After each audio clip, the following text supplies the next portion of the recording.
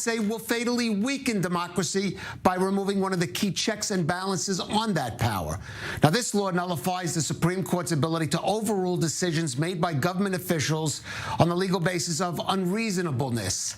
It's one of several measures by which the coalition plans to either limit the scope of the court's authority and also gain greater control over who gets chosen for it. Prime Minister Benjamin Netanyahu arrived at the Knesset this afternoon to vote on the law after being released just this morning from Sheba Medical Center, where he had a pacemaker implanted over this weekend. The opposition boycotted the third and final vote of the law as protesters demonstrated in Jerusalem outside the Knesset and at Tel Aviv's Kaplan intersection. Here's what Justice Minister Yariv Levin and opposition and Yesh Atid party leader Yair Lapid had to say after the vote. This is definitely an extraordinary moment. We have taken a first step in the important historical process of correcting the judicial system and restoring the powers taken from the government and the Knesset over many years. Today is a sad day, a day of the destruction of the temple, a day of free hate.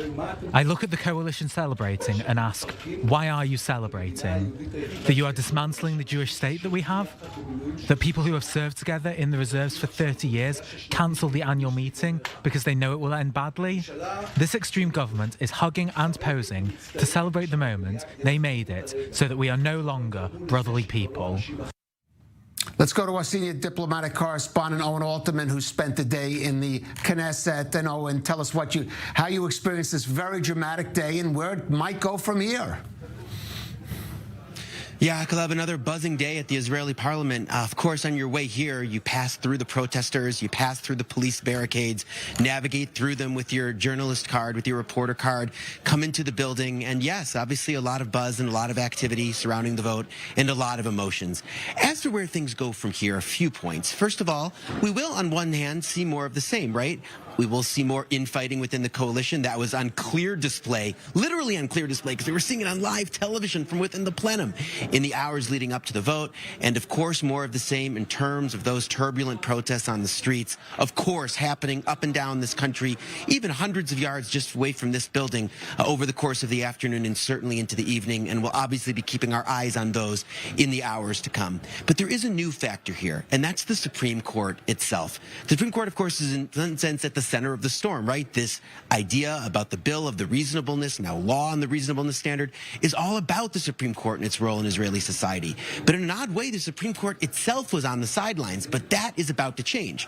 There are already 2 petitions against this law in the Supreme Court, asking the Supreme Court to overturn it. Another one, by the way, set to be filed tomorrow by the Israel Bar Association, by the organization of the country's lawyers, according to what the president of the Bar Association has told Israeli media. So the Supreme Court on its desk is going to have this full controversy. And will the Supreme Court then overturn a law that is meant to take away the court's power? Caleb, you can imagine where this would lead. We've been talking about it as a hypothetical over the course of the last 7 months, and it might be about to become an actual scenario to play out in the coming weeks and months. So again, there is that new player into this drama with a potential way to change the results. Another thing for us to keep our eyes out on: will the Supreme Court, not given its power, enact in a kind of a clever way? Instead of using the reasonableness standard to overturn or to narrow government decisions or decisions by ministers, maybe the court will find other ways to do it, using other tools in its toolkits, other standards, other provisions.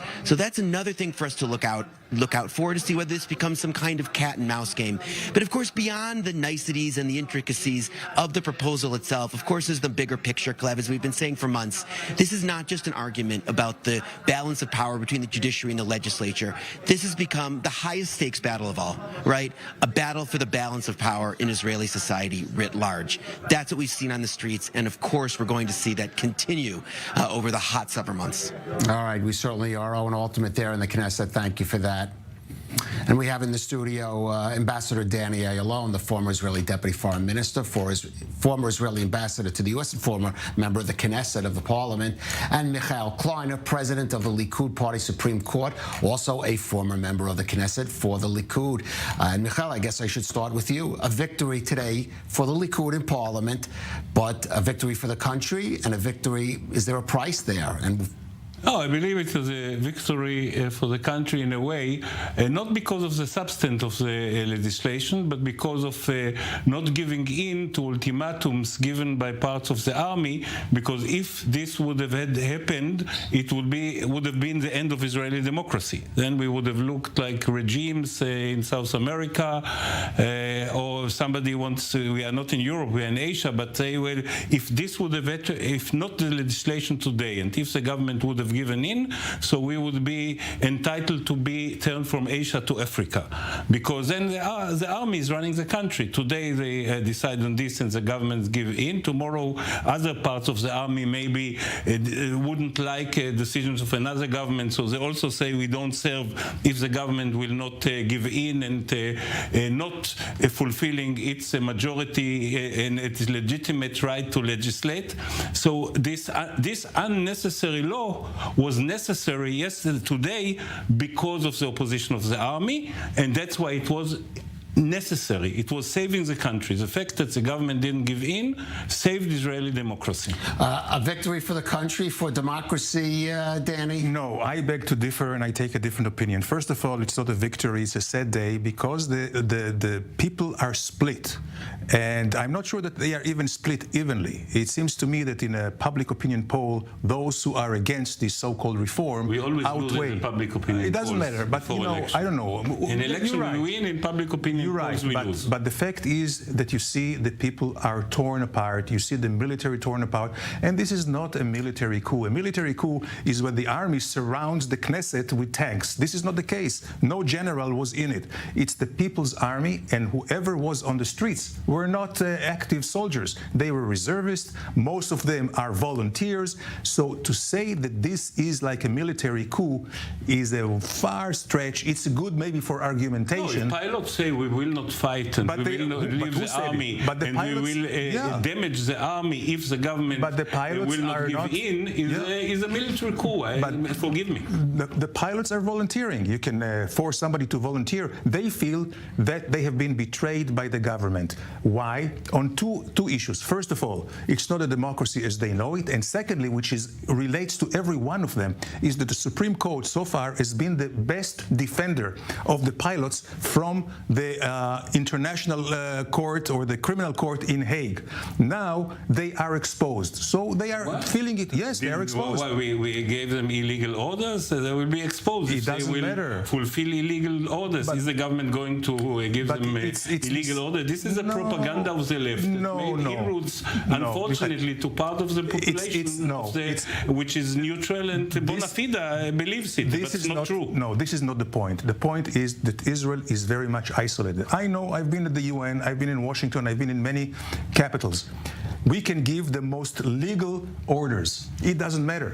If without the United Nations, the US veto, it doesn't matter. We can cry out, you know, the British, the Americans, others can kill civilians. Israelis, when they kill civilians, they are just waiting, you know, the automatic majority of the Arabs. So this is a different situation. It's beside the point if the law, if the order was legal or not. We are at a disadvantage in the international community, and this law is playing into the hands of our detractors, and the Americans are standing at awe. How can Israel, you know, undermine its legal, I would say, defense? I agree with you in a way, but this notion was created by Israelis who all the time said, look, this is obviously a disagreement here, but I want to ask you, Michael, where does it go from here? But Benjamin Netanyahu, the prime minister, is expected to speak in the coming hour, as is Benny Gantz of the opposition National Unity Party. Reports that the prime minister will ask the opposition to come and rejoin talks. But where does the prime minister, the Likud, go from here? Continue with these judicial reforms? I will tell you in a moment, but you must realize, and your correspondent Oren Elterman correctly pointed to this issue. The Supreme Court of Israel is one of the most strongest Supreme Courts in the world, and it stays this way. It has at least 7 legal avenues to outlaw laws or decide against or abolish laws that are against a strict law, and it's also reasonableness, and it's not. I want to pick up this point in a minute. I do want to jump to our correspondent who's out on the streets of Jerusalem, Hamda Salchut. And Hamda, we've seen protests we've never seen before going out on Begin Highway, the main highway in Jerusalem, and blocking that. First time we've seen that happening today.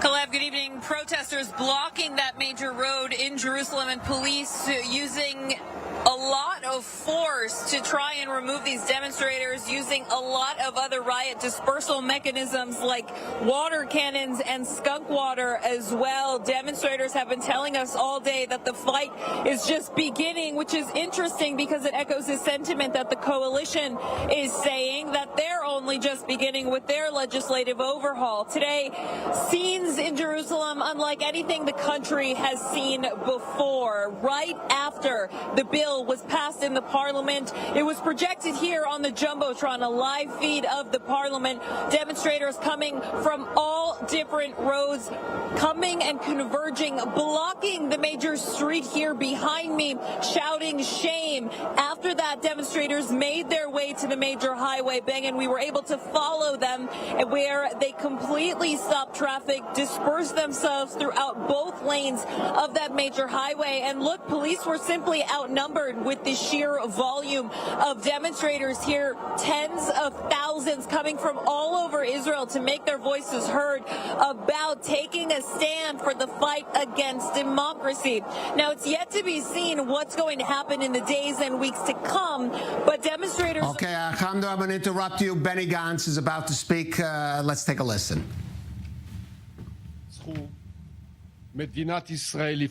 The state of Israel has lost. The majority of the Knesset, who wants agreement, was defeated by radical members of Knesset who decided to change our identity card number, who want to lead us to abysses of hate and to create rifts among us. 2 days before the 9th of Av, it seems that the known phrase that those who do not learn from history will be doomed to live with it again is more relevant than ever. We're not going to let it happen. Anybody who thinks he won today will soon find out that this was a real mistake for everybody.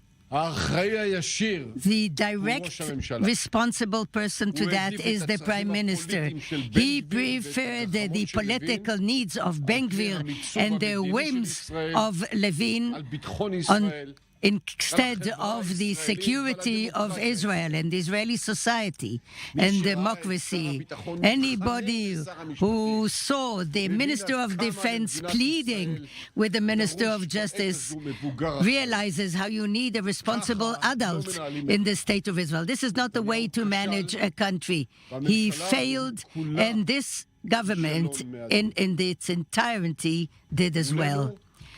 We are facing a real immediate danger. The continuation of this legislation, appointment of political judges, undermining the gatekeepers, hundreds of thousands of patriots who are demonstrating around the country, they are the force, and the majority of the state of Israel who wants a reform by agreement is our hope. In this very harsh moment, everything looks dark, but the awakening and the civil standing up is the hope. Even in this very difficult hour, I call upon my brothers who are serving and volunteering. Continue to guard our safety, our security. Give us a strong country to be able to amend things. And those who made the legislation, I want you to listen to the other side to understand that we do not not have another people, and we must remain strong together. No one wants to trample all over you, but you shouldn't trample all over us. This conflict will undermine the entire state of Israel. To all the citizens of Israel, secular and religious, left and right, the opponents and the supporters, don't give up, because we are one people. Don't be dragged by the inciters, by the radicals. We cannot have the destruction of the third temple. This is the responsibility of all of us today more than ever. We are here in order to struggle for our image and in continuation of common life in a democratic, strong country. I have been in many battles, and I can tell you today, even if we lost the battle, we will win the war. We will win as one strong society, not as one party or another. All of us together, we're going to take back Israel to the track. We don't have a mandate to despair. This is the time to continue to struggle for our country and our joint future. We will do everything possible in order to turn the wheel back, and it's going to happen. Everything that happened here will be deleted from the book of law sooner or later. Questions? The oppositions say that they will continue with the legislation. What do you say about that? And what about the Prime Minister? I think that we are in a difficult day that compels a re-evaluating of the situation. And I suggest we will look to the radicals to see if there's anything to talk about at all. I want to ask you, can it be that the point that we are today, you gave too much chance to this government? I gave a chance to the state of Israel. The demonstration is doing what it does. It's important. The dialogue was supposed to enable the government to listen and to come to a solution. But unfortunately, they chose a radical path of radical people who do not represent the majority, but the extremists. And I hope that this changes.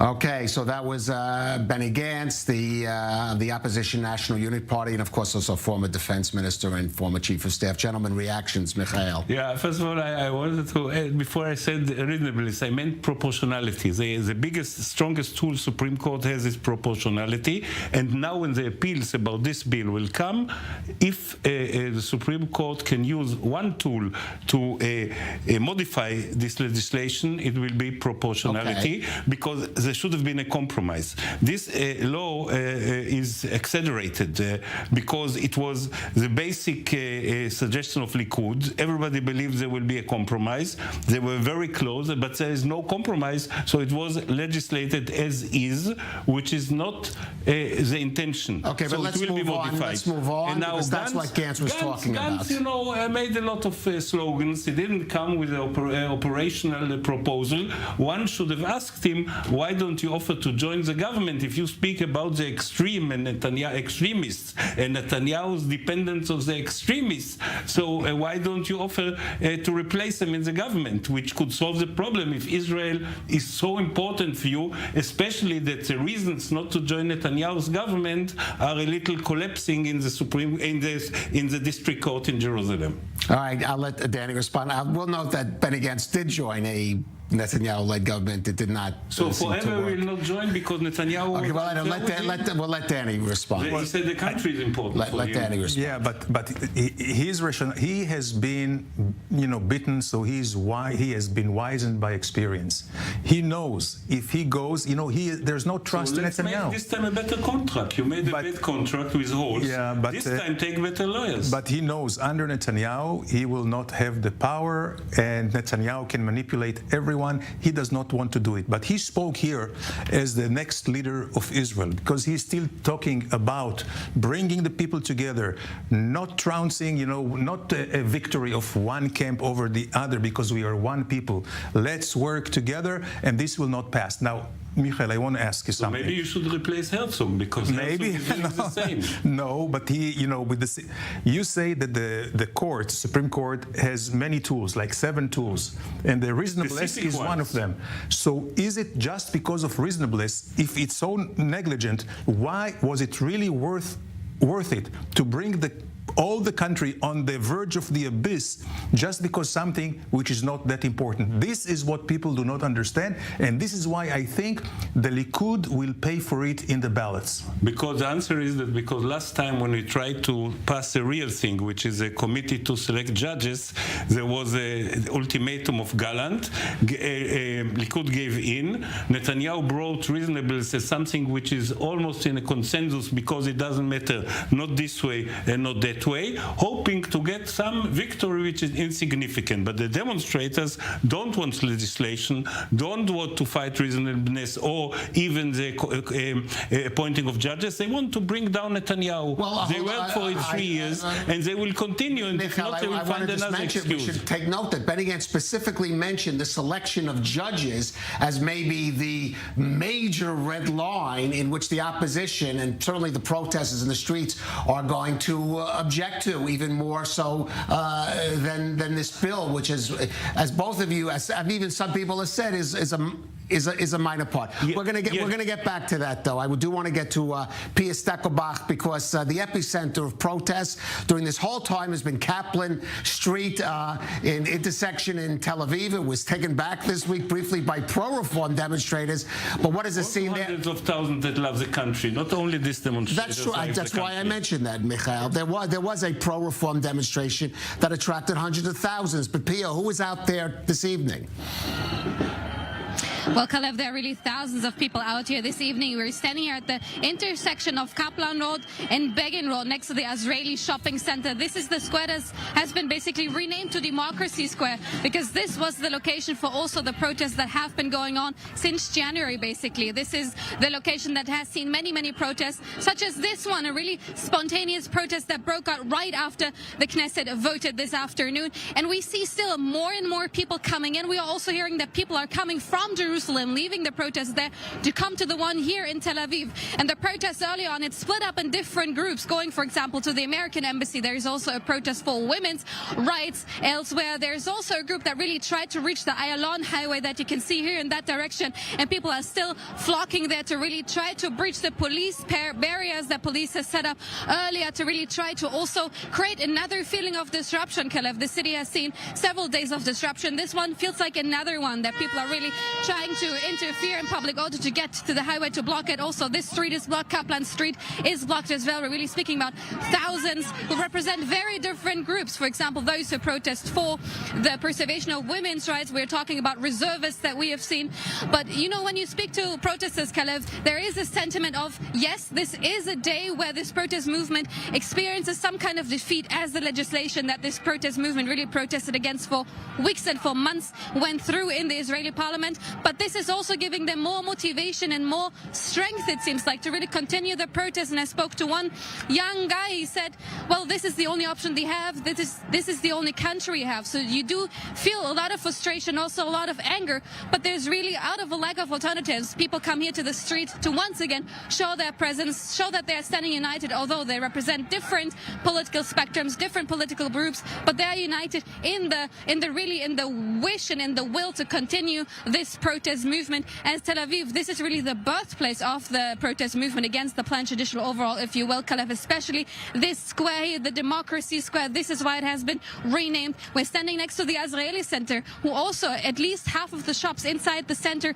have been closed off today in a strike to protest also against the planned judicial overhaul, against this vote in the Knesset. And we still see people are coming in, and this protest will be a big one tonight, Kalev. All right, one correction, P. It's the American consulate in Tel Aviv. Of course, the embassy now in Jerusalem. Thank you for that. But I'm glad Pia brought that up because, gentlemen, this is not just a domestic issue. This has international diplomatic ramifications. President Joe Biden has spoken out quite strongly on his concern over these judicial reforms. Some in Israel have taken issue with Biden speaking out of what they say is a domestic issue, but it has impacted on U.S.-Israel relations Israel, other countries, and with certainly the American Jewish community abroad. Mr. Ambassador, the former ambassador to the U.S., will go to Washington a little later in the show, but that is a factor here. Sadly, yes. Sadly, yes. And we have to distinguish here because, the American approach was very nuanced. I mean, they're very upset with Bibi Netanyahu. By the way, Netanyahu also promised the president that after this legislation, with the reasonableness, he will do everything now with a wide consensus. But this is not what Levin and Rothman and all of them say. This is one thing, one strike against him, and the Americans are waiting to see. But the Americans, it's very important for them to show to the region that they have Israel's back, irrespective of Netanyahu, because Israel is a very, very strong ally of the United States, a very important ally, a dependable ally, and they need Israel for stability in the region. If Israel is perceived to be weakened, that can encourage all these bad elements in the region, from Iran to... Well, let me just add, we've seen and we saw the leaders from Iran and Hezbollah speak out about the internal divisions, kind of gloating over these internal divisions that we've seen within Israel in the past few months. Just the other day, in the Iranian foreign ministry. So this is why they went all out to really give a real good embrace to Herzog, to the president, because the president represents the entire country, not necessarily the government. And this is also sad because this is the first time the United States is distinguishing between the government and the people, just like they do with dictatorial countries and regimes. And this is why I think we have to be smarter. And we have, and Bibi has the overall responsibility. And what did we see? He was ready for a compromise. Many people were ready for a compromise, also the opposition, but Levin said no. So what does it render Begin?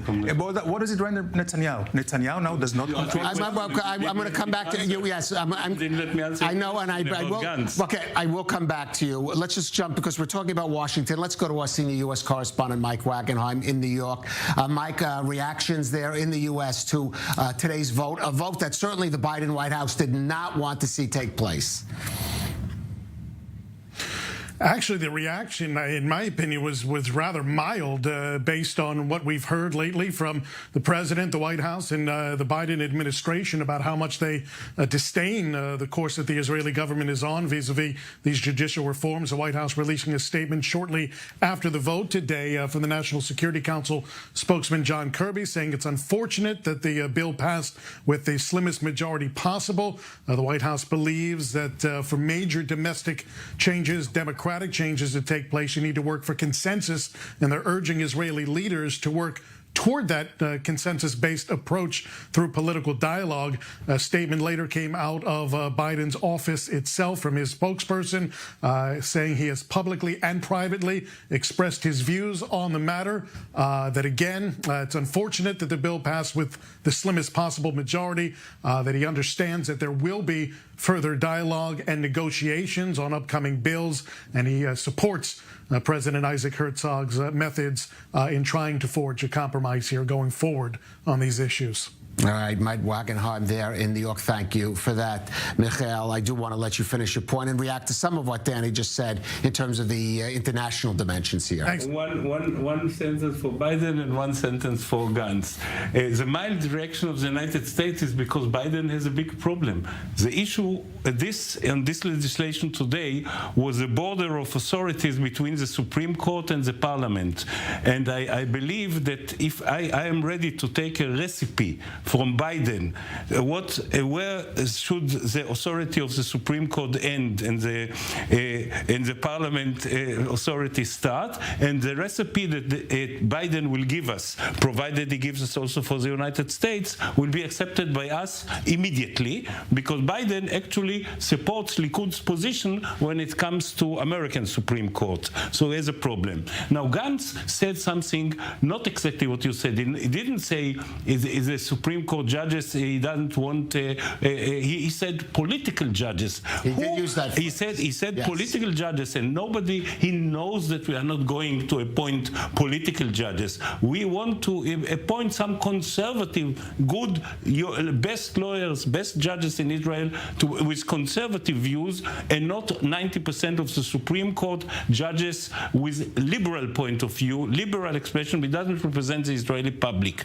And what our offer is now is not what was in the beginning. In the beginning, Levit spoke of a majority for the government in the committee appointing judges when we are in power, and then vice versa when we are in opposition. Now, the offer on the table is from this moment to create a committee to select judges, and they can be not politicians, they can be professors also, but it's a committee will be 50-50 divided between coalition and opposition, also when Likud will be in the opposition in the future. This is our proposal. This is the only thing on the table, and if they don't accept it, it means that they want a liberal Supreme Court forever. This will not be accepted. I'll just say by other us. Members of the coalition certainly have spoken differently than what you've just. No, the El-Bashan-Friedman compromise is accepted by Dudu Amsalem. Dudu Amsalem is I'm just going to say there are other members of the coalition who have spoken. But yes.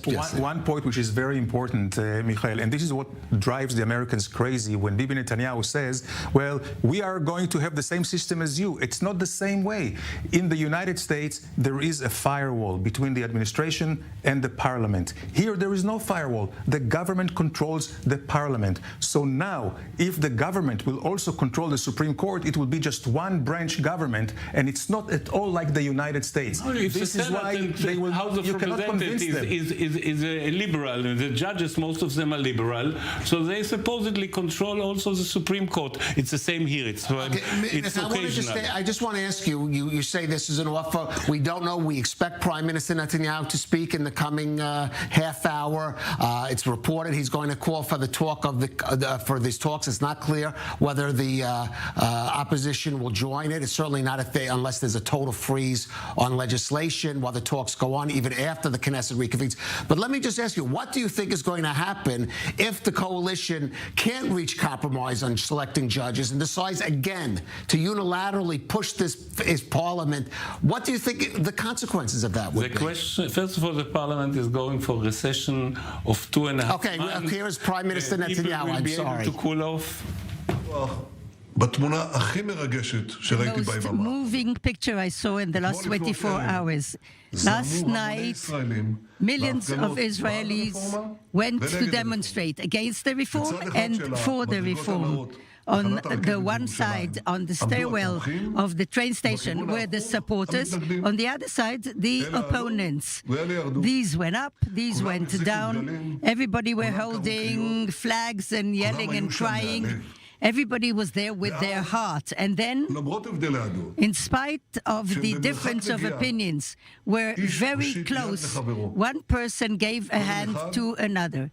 First one, then another, and then another one. They shook hands. Not as enemies, not as haters, but as brothers. This is the people of Israel. This is our spirit. This is the place to which we have to strive, always and especially these days. Today we performed a needed democratic step in order to bring back a balance between the branches, what we didn't have for 50 years. We brought about the amendment to the reasonableness standard so the government can lead the policy according to the decision of the majority. The electors' will is not the end of democracy, it's the essence of democracy. Because of the importance of that, the coalition did everything it could in order to come to agreements with the oppositions. And I want to tell you, it's not self-evident.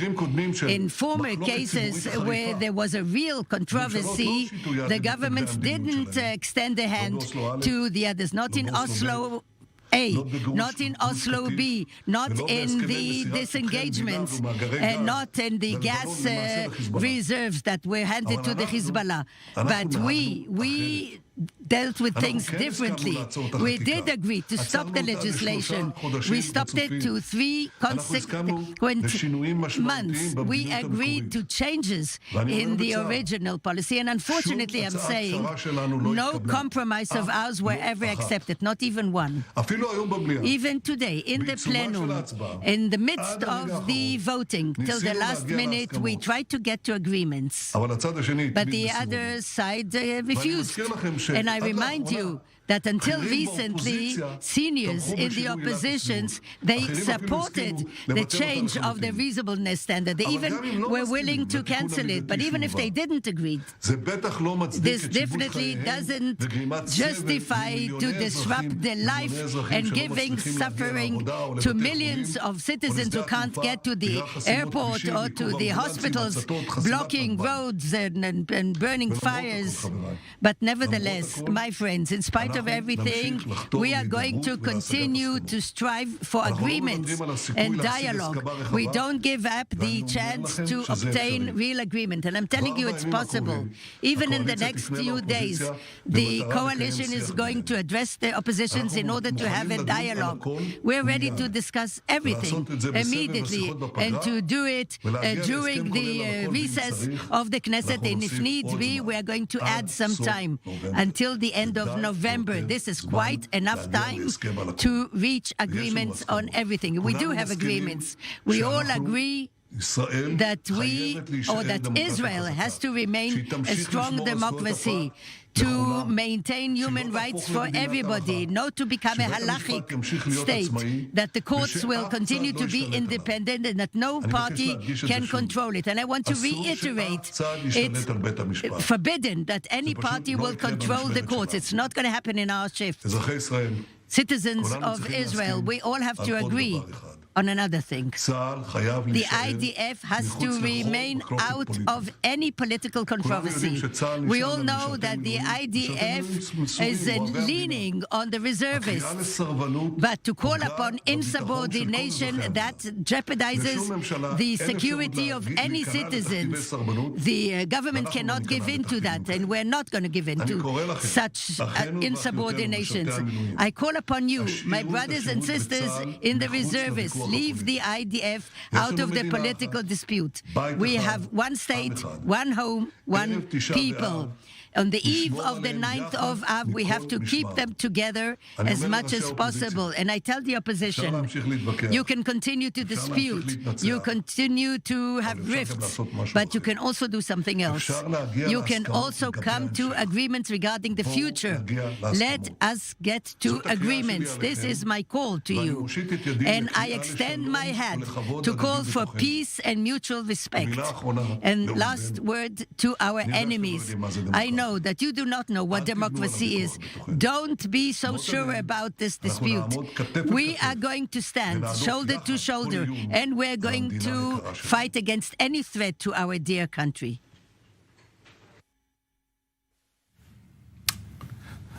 That was obviously Prime Minister Benjamin Netanyahu reacting to the day's events. Let me get reactions from our two guests. Again, the Prime Minister calling for a compromise, but making some other comments, certainly, that the opposition may take issue with. Mikhail, your response to the Prime Minister's... First of all, I'm happy to state that he sounds very healthy. And I'm also happy to say that he, unlike previous speeches today, sounds like a prime minister. And he was actually speaking unifying words. I know that some people will not listen to him and whatever he says and how great his speech will be, they have different reactions. But he was actually spreading his hand, and he, returning to what we spoke before, he gave a message. No part of the country should take control of the Supreme Court, which comes back to the compromise I was speaking. I believe it's reachable. I believe when the public will be aware that Likud is not trying to take control of the Supreme Court, but wants equality in the Supreme Court, most of the country will support this compromise, and Lapid and Gantz will follow suit. I just want to ask you to clarify for us, the Prime Minister saying, it seemed to see saying they would not advance any legislation before the end of November, which is actually after this beginning of the summer recess. Is that a deadline? Is that a deadline that if we do not reach compromise by the end of November, we're going to proceed along a unilateral path? This negotiation blew up on reasonableness. They had an agreement almost. The dispute was that Lapid and Gantz wanted that a delay even for negotiation for 1.5 years, and Likud was ready for half a year. So now Netanyahu said, despite the fact the law was passed, actually we give you this half year of time out in order to try and reach an deducted the months that have come since. This is not a half year to the end of November, but Danny, your reaction. So he was in hospital, mathematics a little bit. we wish the Prime Minister the best. First of all, I want to agree with Michael. It's good to see the Prime Minister in good health and in the a very good form. This is full good. Ability. Absolutely. No, we need it. Secondly, I think he made a good speech. The thing is, is anyone believe it? I think he lost a lot of credibility today because everybody, and I'm just saying what the other side thinks. In some circles, he never had one. No, but when they look at him today, they say, okay, maybe you have the best intentions, but you are not in control of the government, because if Ben Gvir says you have to do it, otherwise you have no government, or Levin says the same thing, or Smotrich, he is not in control of his government. And by the way, if I go back to why the Americans are not inviting Netanyahu to the White House, yes, because they say, put your house in order. We are not sure that you are in command. And here again, he can say whatever he wants, but the proof is, the taste is in the pudding. And right now, I am not sure that he can deliver on what he promises. All right, we did see those pictures, and Owen actually made reference to it earlier. We did see the pictures of the Defense Minister, Yoav Gallant, seemingly to have an argument on the floor of the Knesset prior to the vote with the Justice Minister, Yariv Levin. It was reported Gallant was heard to say, give me something, and the Defense Minister, who has expressed a lot of reservations about moving forward on this, though at the end of the day he did support it, but clearly there are deep divisions in the Likud about if I can say one more thing, sure, which I think was the most important thing that Netanyahu said as the Prime Minister, and I applaud him for that. He said, to our enemies, don't misjudge, don't miscalculate. You don't know what democracy is. If you think Israel has been weakened and this is the time to attack, you will find out that if there is a, let's say, eventuality of that, everybody will come together and defeat anyone who's trying to hurt us. And this was very important that he said at the end. Michael, about Danny's point, whether Prime Minister Netanyahu is in control of his coalition right now, maybe even of his party, with if Yariv Levin is making demands on the Prime Minister, which should be the other way around. First of all, he is in control, and I believe in a way he's in a concert with Yariv Levin, and Yariv Levin is the most extreme act he can do is to resign if he's unhappy and if he's not allowed to go on with his changes stages, his revolution.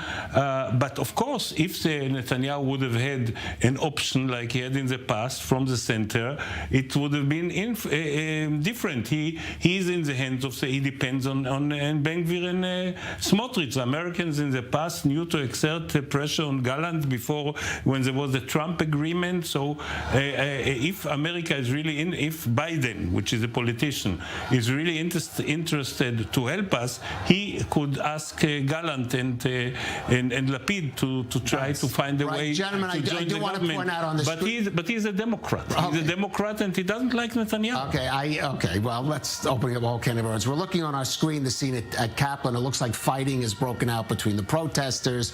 It looks like police are breaking it up to some degree. Well, then we definitely see something going. The police horses are coming in. The Prime Minister referenced, I did see that picture he referenced, of people in the train station in Jerusalem, the pro-reform protesters going to Tel Aviv, and the anti-reform demonstrators coming to Jerusalem, shaking hands on the escalator. Unfortunately, it looks like at Kaplan Street, emotions are running a little high.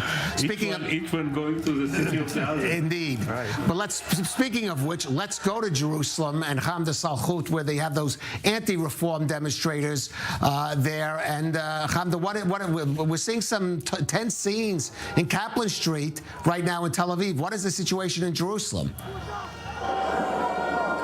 Well, look, demonstrators have been gathering here all day, now forming a kind of sit-in behind me in the thousands. Earlier today, demonstrators blocked that main road in Jerusalem, Begin Road. It is one of the largest highways in Israel that connects a lot of major cities to Jerusalem. So protesters, actually, when they heard the decision that the government had made after the bill went through, they all came to the streets from several different intersections, congregated in one area, and then made their way to that highway where they were able to infiltrate police, block both sides of the road, police using riot dispersal mechanisms like the skunk water cannons, along with regular water cannons, police mounted on horseback, and actually being quite violent with demonstrators who were trying to break in. Now, some on one side of the aisle are saying that police are using too much force, but some are saying that the police are not using enough force, that there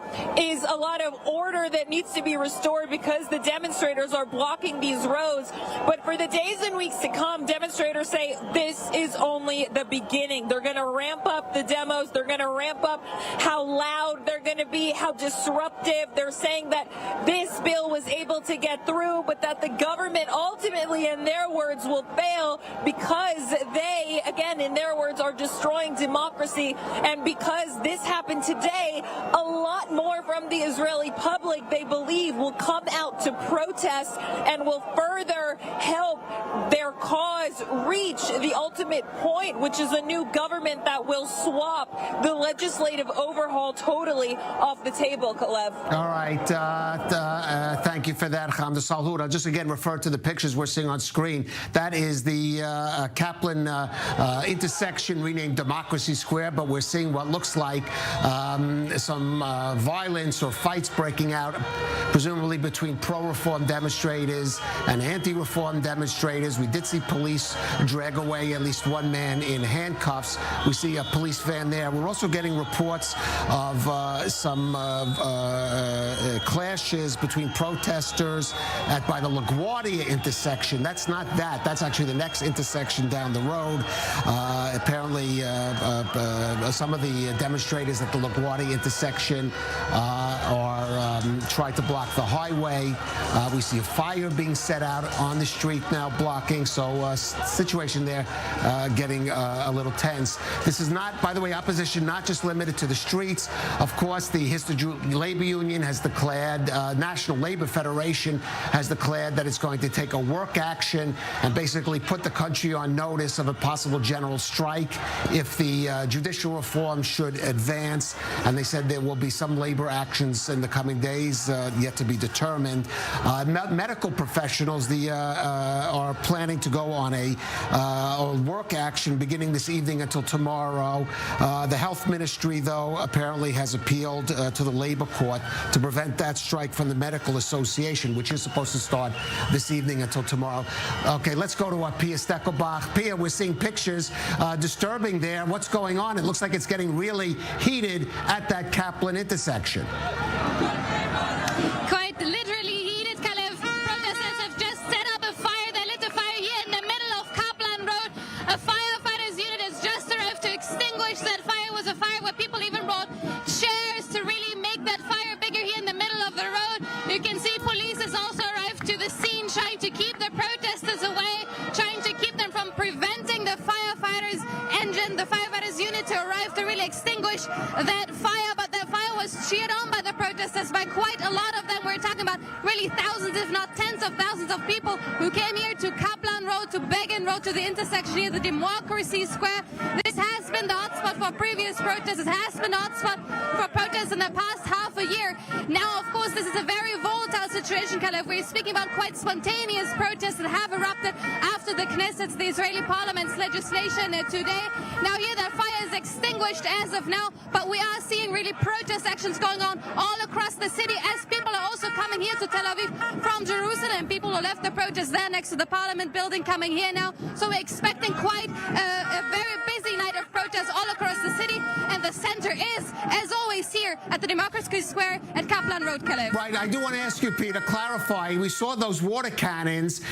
Is that being used on the Ayalon Highway to prevent demonstrators going down, or is it being used to disperse the crowds there at the Kaplan intersection? Well, Kalev, as of now this evening, I have not seen water cannons being used against demonstrators. We have seen that they have been used today here in order to extinguish that fire. I see. But Okay. we do know that protesters continue to try to go to the Ayalon Highway in order to block it.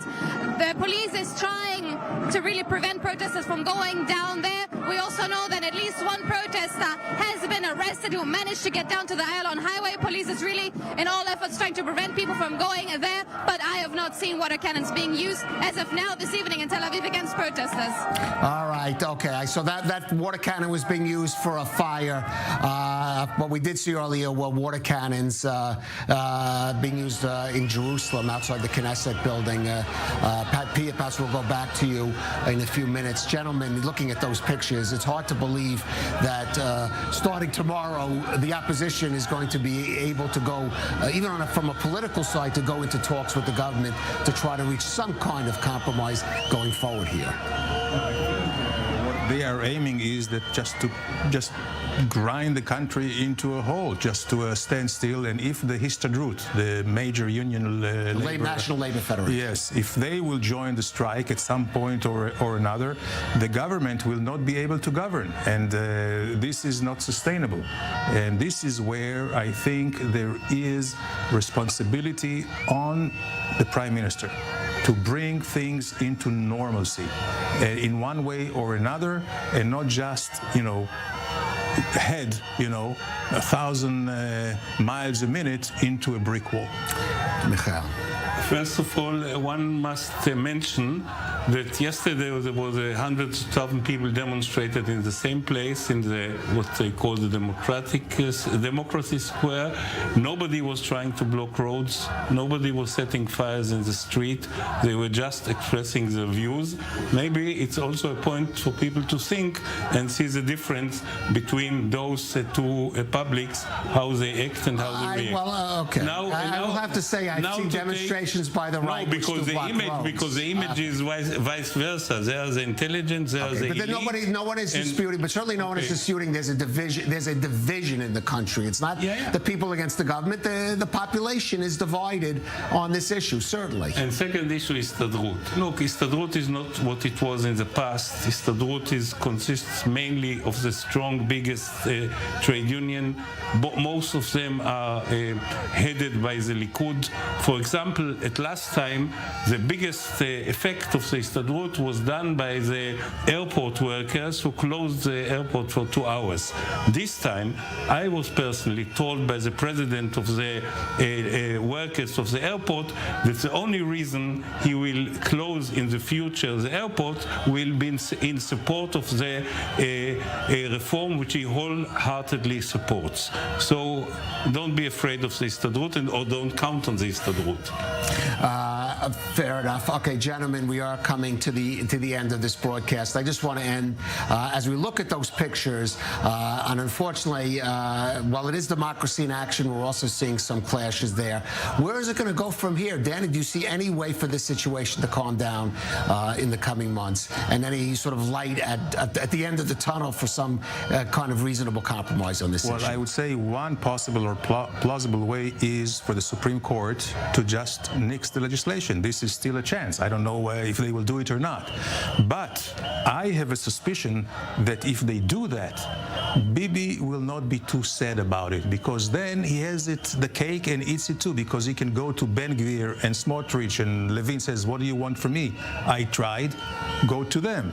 And if they do it, the government will have to accept what they do. Then there will have to be an override clause, which I am against, but if this will happen, I will be in favor of an override clause. But it will not pass either. But how do you see? So let them cancel this. All right, well, so let's play ping pong. But other than that, Michael, how do you see playing this out over the summer? Is there a chance for a compromise? I understand on the issues, but politically, is there a chance? I believe one thing I 100% agree with Mr. Alon. The responsibility of the government now, it's Levin and Netanyahu and everyone, is to try and make inroads to the other part of the people and find a way to make compromise, not only when you go up the train or down the train, but also when you sit around the table in the Knesset. But the negotiation must be not in back rooms, not in the president's home, with all due respect. It must be in the Knesset. In the Knesset, in the committees, there should be a real talk to try to find a compromise, and there is a compromise, because as I said, everything you can put aside the moment you find a formula that in the Supreme Court there will be no winners and no losers. By the way, if they have equality and appointing judgments, for the next 10 years there will be anyway a liberal majority, because there is a big majority today. All right, gentlemen, let's see how this rest of the summer progresses, and hopefully things will cool down, both literally and figuratively. Perhaps Ambassador Danny Ayalon, Michal Kleiner, we're going to leave you. Look at these live pictures.